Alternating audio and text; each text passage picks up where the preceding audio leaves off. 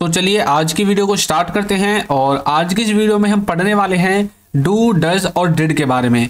देखिए do does और did इसको हम बेसिक लेवल से लेकर एडवांस्ड लेवल तक देखेंगे।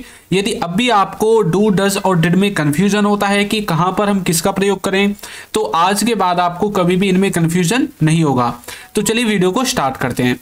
तो देखिए सबसे पहले हम इसके बिल्कुल बेस को समझेंगे। ये जो आपका डू डज डिड होता है इसको हम एज ए मेन वर्ब यानी कि जो मुख्य क्रिया होती है आपकी वो, और एज ए हेल्पिंग वर्ब यानी कि जो आपकी सहायक क्रिया होती है, दोनों तरह से प्रयोग करते हैं, मेन वर्ब की तरह भी और हेल्पिंग वर्ब की तरह भी। तभी तो ये जो डू डज और डिड है आपको कंफ्यूजन पैदा करता है, क्योंकि आपको इसके बारे में नहीं पता। तो देखिए डू डज और डिड है ना, इसको आपने कैसे देखा होगा, do, did, done, does, doing, इस तरह से अलग अलग फॉर्म्स में देखा होगा। तो ये जो आपका मेन वर्ब है और जो आपका हेल्पिंग वर्ब है, इसको हम एक चीज में और इस्तेमाल करते हैं, जो है आपका हैज, हैव, हैड। यानी कि हैज, हैव और हैड इनको भी हम मेन वर्ब की तरह और हेल्पिंग वर्ब की तरह दोनों तरह से प्रयोग करते हैं। लेकिन अभी हमारा जो टॉपिक है वो है हमारा डू डज और डिड। तो चलिए इसको आगे लेकर चलते हैं। तो देखिए अभी हमने सीखा है कि इसमें हमें हेल्पिंग वर्ब और मेन वर्ब दो तरह से यूज करना है। हेल्पिंग वर्ब का मतलब होता है कि ये हमें समय के बारे में बताती हैं, और जो मेन वर्ब है इसका मतलब होता है कि ये आपके वाक्य का काम होता है, जो आपकी मुख्य क्रिया होती है। तो जब भी हमें समय के बारे में पता करना हो तो हम डू, डिड और डन को किसकी तरह लेते हैं, एज ए हेल्पिंग वर्ब की तरह लेते हैं, और जब हमें एक काम बताना हो तब हम इसको एज ए मेन वर्ब की तरह लेते हैं। तो देखिए इसकी जो है ना टोटल 5 फॉर्म्स हैं। हो सकता है कि वर्ब की आज तक आपने 3 ही फॉर्म्स के बारे में सुना हो, first form, second form, third form, लेकिन असलियत में जब आप किसी वर्ब में आईएनजी लगाते हैं तो वो आपकी 4th फॉर्म होती है, और यदि आप किसी वर्ब में एस या ईएस लगाते हैं तो वो आपकी वर्ब की 5वीं फॉर्म होती है। यहाँ पर देखिए जो डू है ये इसकी फर्स्ट फॉर्म है, डिड इसकी सेकंड फॉर्म है, और डन इसकी थर्ड फॉर्म है, डूइंग इसकी 4th फॉर्म है, और डज इसकी 5वीं फॉर्म है, यानी कि 5th फॉर्म है। अब देखिए ज्यादातर किसका, डू, डिड और डज, ये जो 3 है यानी कि फर्स्ट फॉर्म, सेकंड फॉर्म और 5वीं फॉर्म, ये क्या है, ये तीनों आपकी हेल्पिंग वर्ब के रूप में आपको ज्यादा मिलेंगी, ठीक है। और जो डन है और डूइंग है ये तो आपकी मेन वर्ब की तरह काम करती हैं। लेकिन ये मत सोचना कि फर्स्ट फॉर्म, सेकंड फॉर्म और 5वीं फॉर्म जो है 5th फॉर्म, ये क्या है, ये आपकी मेन वर्ब और हेल्पिंग वर्ब दोनों तरह से कार्य करेगी। तो चलिए इसको अच्छे से समझेंगे। तो यहाँ पर हमने क्या सीखा है कि ये जो है मेन वर्ब और हेल्पिंग वर्ब दोनों तरह से काम करेंगी, और जो आपका डू, डज और डिड है इन तीनों ही के साथ वर्ब की फर्स्ट फॉर्म यूज होगी। जब भी आपको हेल्पिंग वर्ब की तरह काम करना होगा इनके साथ, तो वर्ब की फर्स्ट फॉर्म आपको इनके साथ इस्तेमाल करनी है। और एक एक्स्ट्रा पॉइंट और बता देता हूं कि जो हैज, हैव है इनके साथ वर्ब की थर्ड फॉर्म यूज होती है, ठीक है।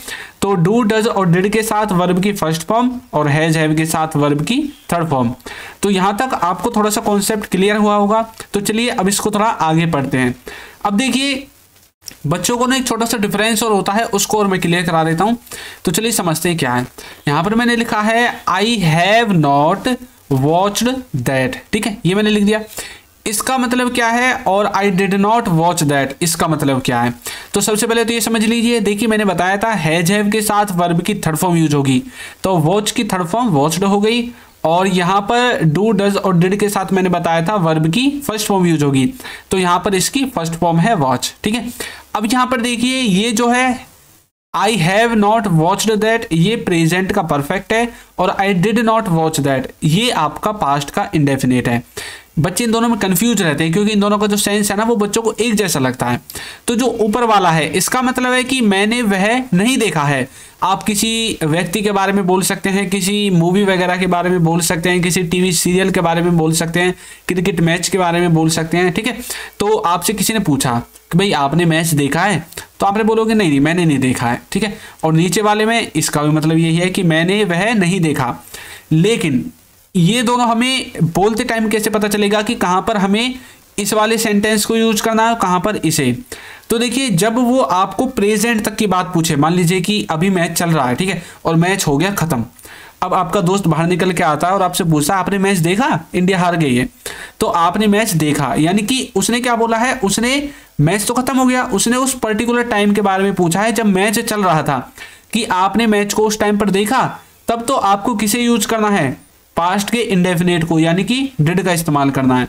लेकिन जब वो अब तक के बारे में पूछ रहा है कि भाई आपने मैच देखा है, मतलब मैच को प्रेजेंट तक की बात कर रहा है, यानी कि अब तक देखा है, ना कि पास्ट के किसी पर्टिकुलर टाइम के बारे में, तब आपको इसका इस्तेमाल करना है। ठीक है, तो ये छोटा सा डिफरेंस था। अब चलिए आगे बढ़ते हैं। तो डू, डज और डिड, इसका जो इस्तेमाल है हम कहां पर करेंगे, नेगेटिव और इंटरोगेटिव जो सेंटेंसेज होंगे इनको बनाने में करेंगे। इसके अलावा किसी के पास कुछ नहीं है, किसी के पास कोई वस्तु नहीं है, ऐसे सेंटेंसेज को बनाने के लिए करेंगे।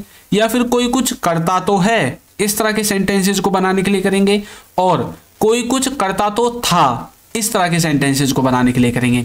तो चलिए बारी बारी से इनको देखते हैं और डू, डज और डिड का जो कॉन्सेप्ट है उसको बिल्कुल जड़ से खत्म करते हैं। उससे पहले देखिए, यदि अभी तक आपने हमारे कोर्स को ज्वाइन नहीं किया है तो लिंक आपको डिस्क्रिप्शन बॉक्स में मिल जाएगा। इसमें हमने क्या किया है, बेसिक से एडवांस्ड लेवल तक इंग्लिश ग्रामर को कवर कराया है। इंग्लिश के सभी क्लास नोट्स आपको मिलेंगे, बच्चों के साथ प्रैक्टिस करने का मौका मिलेगा। A to Z video lectures, practice quiz, course certificate सब कुछ आपको दिया जाएगा। लिंक मिलेगा डिस्क्रिप्शन बॉक्स में। इसका जो प्राइस है वो है 299। ठीक है, तो अब इसका प्राइस बहुत कम है, बाद में बढ़ सकता है, तो अभी डिस्क्रिप्शन में लिंक है, वहां से जाकर आप इसको ज्वाइन कर सकते हैं। और देखिए, यदि आप हमारी ई बुक्स खरीदना चाहते हैं तो उनका लिंक भी आपको नीचे डिस्क्रिप्शन बॉक्स में मिल जाएगा, वहां से जाकर आप हमारी ई बुक्स को भी खरीद सकते हैं। तो चलिए अब आगे बढ़ते हैं। तो देखिए, अब हम देखेंगे डू, डज और डिड की पहचान, कि आखिर इनकी पहचान क्या है और कहां पर किस तरह से हमें इनका प्रयोग करना है। तो देखिए, जो आपका डू और डज है वो आपका यूज होगा प्रेजेंट में। कहां पर, प्रेजेंट में। ये हमेशा प्रेजेंट टेंस में यूज होगा। ठीक है, और जो आपका डिड है ये हमेशा पास्ट टेंस में यूज होगा।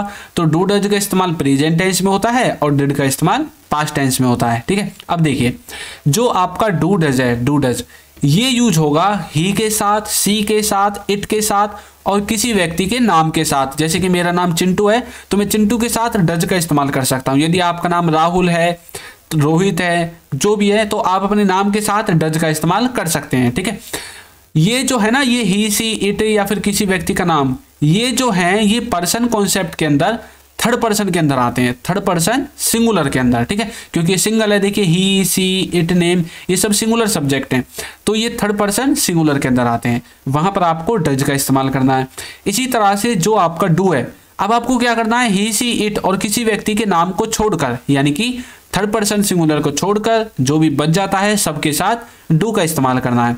और जो डिड है, इसमें ऐसी कोई रेस्ट्रिक्शन नहीं है, इसको आप सबके साथ इस्तेमाल कर सकते हैं। ठीक है, तो सबके साथ इसका इस्तेमाल होगा, ही, सी, इट के साथ भी और आई, वी, यू, दे सबके साथ। ठीक है, तो ये तो था इसका थोड़ा सा इंट्रोडक्शन, जिससे आपको पता चला कि कहां पर किसके साथ कैसे हमें इसका प्रयोग करना है। अब चलिए आगे बढ़ते हैं।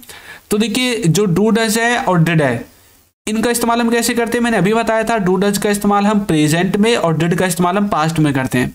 लेकिन प्रेजेंट और पास्ट में कहां पर, डू डज का इस्तेमाल प्रेजेंट के इंडेफिनेट और सिंपल सेंटेंसेस इनमें करते हैं। ये इंडेफिनेट टेंसेस के अंदर आता है और ये जो सिंपल सेंटेंसेस ये अलग है। कभी आप सोचने लगो सर आपने तो एक ही चीज लिख दी, प्रेजेंट इंडेफिनेट टेंस में और सिंपल सेंटेंसेस में ये दोनों अलग अलग चीजें हैं।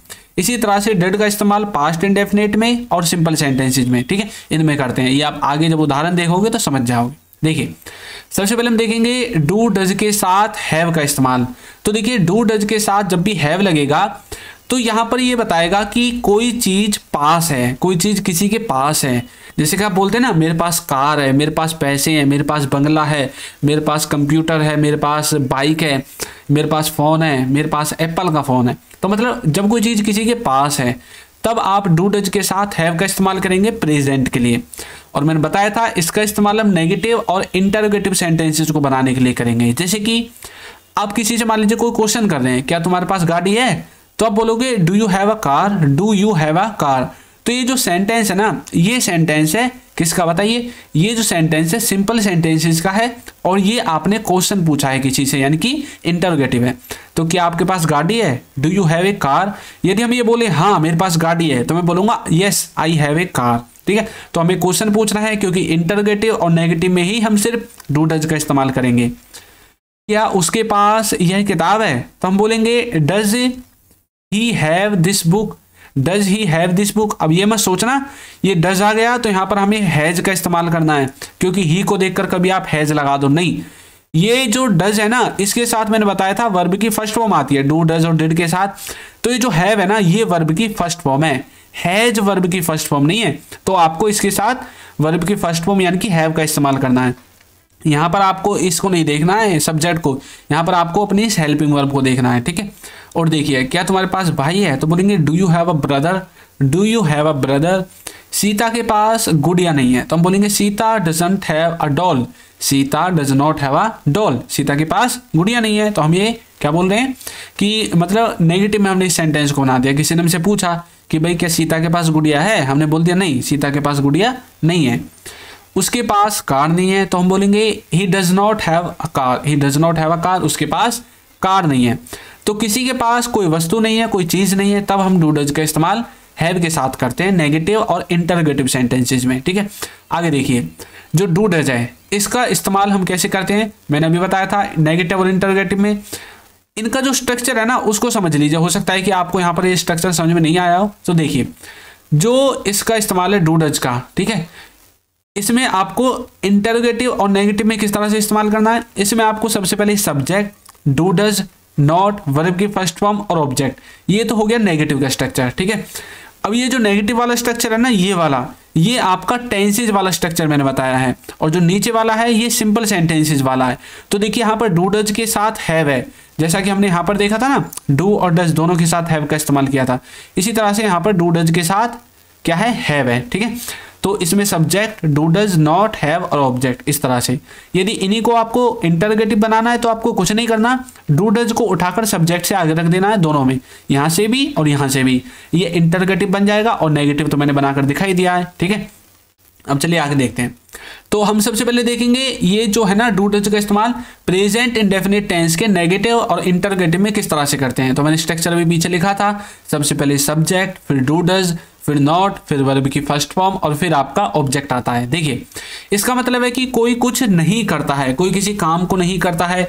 तो यहाँ पर इस नेगेटिव वाली फीलिंग को बताने के लिए आपको डू डज का इस्तेमाल करना है। जैसे कि वह नहीं जाता है, वह नहीं जाता है, तो बोलोगे ही डज नॉट गो या फिर ही डजंट गो, कैसे भी आप बोल सकते हैं। तो ही डज नॉट गो। आप नहीं देखते हैं, तो हम बोलेंगे you do not watch, you do not watch, आप नहीं देखते हैं। क्या वे नहीं जाते हैं, तो हम बोलेंगे do they not go, do they not go, क्या वे नहीं जाते हैं। तो इस तरह से कोई किसी काम को नहीं करता है तो वहां पर आपको डू डज का इस्तेमाल करना है। ये जो नहीं करता है ना, ये डेली बेसिस का काम हो सकता है, या फिर आप जो प्रेजेंट इंडेफिनिट टेंस में पढ़ते हैं ना कि कहाँ कहाँ पर हम प्रेजेंट इंडेफिनिट टेंस का यूज करते हैं, उसको नेगेटिव और इंटरोगेटिव में बनाने के लिए आप इसका इस्तेमाल कर सकते हैं, ठीक है। तो डू डज का हमने टेंसेज में देख लिया। अब डू डज का हम एक बार जो सिंपल प्रेजेंट है ना उसके नेगेटिव इंटरोगेटिव में देखते हैं, जो कि अभी हमने पीछे देखा था। तो इसका स्ट्रक्चर क्या था, सबसे पहले सब्जेक्ट, फिर डू डज, फिर नॉट, फिर हैव और फिर ऑब्जेक्ट। मतलब किसी के पास कुछ नहीं है, जैसे मेरे पास कार नहीं है तो मैं बोलूँगा I do not have a car. क्या आपके पास पैसे नहीं है तो मैं बोलूँगा do you not have money. और उसके पास पैसे नहीं है तो मैं बोलूँगा he does not have money, ठीक है। तो इस तरह से आप इसका इस्तेमाल करेंगे। आगे देखिए, जो डू डज है ना, इसका हम एक तरह से इस्तेमाल करते हैं जब हम किसी बात पर जोर देकर बोलते हैं कि भाई वो करता ही तो है, या फिर मैं करता ही तो हूँ, मैं जाता ही तो हूँ, इस तरह से। तो देखिए कैसे, जैसे कि मैं लिखता ही तो हूँ तो मैं बोलूँगा आई डू राइट। वैसे मैं अगर मैं सिंपल बोलूँ कि मैं लिखता हूँ तो मैं बोल दूंगा आई राइट, प्रेजेंट इंडेफिनिट का सेंटेंस है। लेकिन जब मुझे जोड़ देकर बोलना, एक तो होता है मैं लिखता हूँ, एक होता है मैं लिखता ही तो हूँ, तो यहाँ पर दोनों में अलग अलग जो है थोड़ा अंतर हो जाता है। एक में आपने जोड़ दिया है, एक में आपने वाक्य में जोड़ नहीं दिया है। तो जब आपको जोड़ देना है ना तो आपको डू डज का इस्तेमाल कर देना है सब्जेक्ट के तुरंत बाद, आई डू राइट। अब यहाँ पर आपको ये नेगेटिव और इंटरोगेटिव को नहीं देखना है, ठीक है, ये आपको थोड़ा सा समझना पड़ेगा। तो आई डू राइट। एक और देखिए, वह दौड़ता ही तो है तो बोलेंगे ही डज रन, तो ही सीट के साथ डज और बच्चे कुचे के साथ डू। तुम कड़ी मेहनत करते ही तो हो या फिर तुम कड़ी मेहनत करते तो हो तो बोलेंगे you do work hard, you do work hard. Ravi अंग्रेजी सीखता ही तो है तो हम बोलेंगे Ravi does learn English, Ravi does learn English. Krishna गाना ही तो गाता है, कृष्णा गाना गाता ही तो है या फिर गाना ही तो गाता है, तुम बोलेंगे Krishna does sing a song, Krishna does sing a song. बच्चे पानी पीते ही तो हैं तो हम बोलेंगे the children do drink water, the children do drink water. Shyam व्यायाम करता ही तो है, या फिर श्याम व्यायाम करता तो है, तो हम बोलेंगे श्याम डज टेक एक्सरसाइज। ठीक है, तो इस तरह से डू डज का इस्तेमाल कर सकते हैं, कोई किसी काम को करता ही तो है या फिर करता तो है। ठीक है, दोनों तरह से। आगे देखिए, अब हमें क्या करना है, हमें जो डू डज है ना, इसको किसके द्वारा रिप्लेस कर देना है, डिड के द्वारा। अब तक आपने जहां पर डू डज का इस्तेमाल किया है, वहां पर यदि अब आप डिड का इस्तेमाल करने लग जाएंगे तो आपका जो सेंटेंस है ना वो पास्ट की तरफ इशारा करेगा। देखिए, अभी हमने पढ़ा था करता ही तो है, तो अब हम जब डू डज को डिड के स्थान पर, मतलब डू डज के स्थान पर डिड को लगाएंगे, तो इसका मतलब निकलेगा करता ही तो था, कोई किसी काम को करता ही तो था। जैसे मैं लिखता ही तो था, तो मैं बोलूंगा आई डिड राइट। मैं लिखता ही तो हूं, ये तो प्रेजेंट का हो जाएगा, तो हमें डू डज का इस्तेमाल करना है। अब ये पास्ट का है तो हमें डिड का इस्तेमाल करना है। ठीक है, डिड का इस्तेमाल हमेशा पास्ट में होगा, ये मैंने आपको पहले ही बता दिया था। वह दौड़ता ही तो था, तो बोलेंगे ही डिड रन। तुम कड़ी मेहनत करते ही तो थे, तो बोलेंगे you did work hard. Ravi अंग्रेजी सीखता ही तो था, तो बोलेंगे Ravi did learn English, Ravi did learn English. Krishna गाना ही तो गाता था, तो Krishna did sing a song. ठीक है, बच्चे पानी पीते ही तो थे, the children did drink water. तो इसी तरह से कोई किसी काम को करता तो था या करता ही तो था, दोनों में आपको डिड का इस्तेमाल करना है। ठीक है, तो डिड भी आपके समझ में आ गया होगा। तो चलिए आगे देखते हैं। जो डिड है ना, इसका इस्तेमाल हम एक चीज में और करते हैं कि कोई किसी काम को करता ही रहा, लेकिन इसमें यहाँ पर हम इसमें एक चीज और ऐड कर देंगे। ये देखिए नथिंग को, अब देखिए कैसे, जैसे कि वह पढ़ता ही रहा, यानी कि आप कई बार बोलते हैं ना भाई उसने दिन भर कुछ नहीं किया, वो सिर्फ पढ़ता ही रहा, यानी कि पढ़ने के अलावा उसने कोई दूसरा काम ही नहीं किया। तो हम क्या बोलेंगे, ही डिड नथिंग, उसने कुछ नहीं किया, बट स्टडी, उसने कुछ भी नहीं किया, सिर्फ स्टडी की, तो he did nothing but study. Sohan और मोहन खेलते ही रहे, यानी कि उन्होंने पूरे दिन भर कोई काम ही नहीं किया, सिर्फ वो खेलते ही रहे, तो हम बोलेंगे Sohan and Mohan did nothing but play. ठीक है, तो Sohan and Mohan did nothing but play. मैं सुनता ही रहा, तो मैं बोलूंगा I did nothing but listen, तो मैंने और कुछ काम नहीं किया सुनने के अलावा, मैं खाली सुनता ही रहा।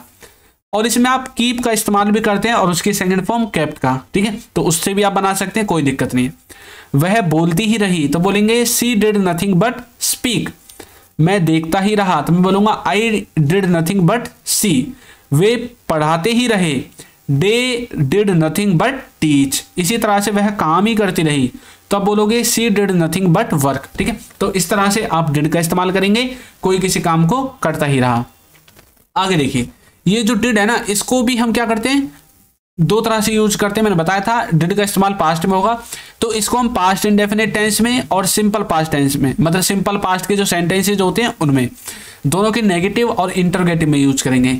जो पास्ट इंडेफिनिट का स्ट्रक्चर होगा उसमें सबसे पहले सब्जेक्ट आएगा, फिर डिड आएगा, फिर नॉट आएगा, वर्ब की फर्स्ट फॉर्म और फिर ऑब्जेक्ट आएगा। और जो सिंपल पास्ट के सेंटेंसेज होंगे उनमें आपको डिड नॉट के बाद हैव का इस्तेमाल करना है। यहाँ पर जो वर्ब है ना, इसको हैव से रिप्लेस कर देना है, बाकी सब कुछ सेम रहेगा। देखिए पहले पास्ट इंडेफिनिट को देखिए, सबसे पहले सब्जेक्ट, डिड नॉट, वर्ब की फर्स्ट फॉर्म और ऑब्जेक्ट। इसका मतलब होता है कि किसी ने पास्ट में कोई काम नहीं किया, किसी ने पास्ट में क्या नहीं किया, कोई काम नहीं किया। जैसे कि वह नहीं गया, तो बोलेंगे ही डिड नॉट गो, या फिर ही डिडंट गो। आपने नहीं देखा, तो बोलेंगे यू डिड नॉट वॉच, या फिर यू डिडंट वॉच। ठीक है, क्या वे नहीं गए, तो बोलेंगे did they not go, did they not go, क्या वे नहीं गए। तो इस तरह से डिड का इस्तेमाल करेंगे।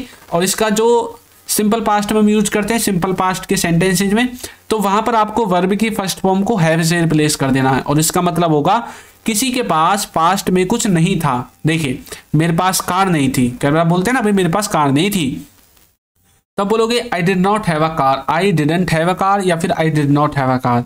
कि आपके पास पैसे नहीं थे, तो बोलेंगे did you not have money, did you not have money. उसके पास पैसे नहीं थे, he didn't have money, he did not have money. ठीक है, तो इस तरह से आप डिड का इस्तेमाल कर सकते हैं। अब चलिए थोड़ा सा डिफरेंस देखते हैं, जो हमने अभी पढ़ा था उसमें थोड़ा सा डिफरेंस देखते हैं। यहाँ पर लिखा हुआ है हैज हैव का, have you ever used that, और नीचे लिखा हुआ है डिड यू यूज दैट। तो इन दोनों में क्या डिफरेंस है, have you ever used that, इसका मतलब है कि क्या आपने उसे कभी प्रयोग किया है, यानी कि वो पूछना चाहता है अपनी लाइफ में आज तक, प्रेजेंट तक आपने कभी यूज किया है। मान लीजिए कि आपके पास एक फ़ोन है और वो यूं ही पड़ा रहता है, ठीक है। अब आपका दोस्त आया और उसने पूछा have you ever used that, कि आपने उसे कभी प्रयोग किया है, यानी कि वो अभी तक के बारे में पूछ रहा है। और ये जो है ना डिड यू यूज दैट, इसका मतलब है कि पास्ट के किसी पर्टिकुलर टाइम के बारे में। मान लीजिए आप पिकनिक पर गए थे उस फोन को लेकर, अब वो पूछ रहा है कि भाई जब तुम पिकनिक पर गए थे वहां पर आपने उसको यूज किया, तो मतलब उसने पास्ट के किसी पॉइंट ऑफ टाइम के बारे में पूछा है, तो हम बोलेंगे डिड यू यूज दैट, इस तरह से, ठीक है। ये छोटा सा डिफरेंस था। अब देखिए यह इसने किया है तो हम बोलते हैं ही हैज डन इट। ये हैज हैव के कुछ एग्जांपल्स मैंने ऐड कर दिए। इसने यह नहीं किया, तो ये जो हैज है ना, ये किसके लिए है, ये प्रेजेंट तक के लिए है। लेकिन जो डिड है ये पास्ट के किसी पॉइंट ऑफ टाइम को बताएगा। इसने यह नहीं किया, he did not do it, ठीक है। वह घर गया है तो हम बोलेंगे ही हैज गॉन होम। वह घर नहीं गया है तो हम बोलेंगे ही मतलब he did not go home, ठीक है। तो इस तरह से आप थोड़ा सा इनमें डिफरेंस कर सकते हैं। अब मैं आपकी प्रैक्टिस के लिए आपको सेंटेंस देता हूं। हमने डू डज डिड को सीखा। हमने डू डज डिड को सीखा, इसको आपको कमेंट करके बताना है और इसकी इंग्लिश क्या होगी आपको बताना है। तो आपको ये वीडियो कैसे लगा है जरूर बताइएगा, और हमारा कोर्स का जो लिंक है वो डिस्क्रिप्शन में मिल जाएगा। तो आपको ये वीडियो कैसी लगी है जरूर बताइएगा, और यदि अभी तक आपने हमारे चैनल को सब्सक्राइब नहीं किया है तो चैनल को सब्सक्राइब कर दीजिए, वीडियो को लाइक कर दीजिए और एक अच्छा सा कमेंट करना बिल्कुल ना भूलें। Thank you.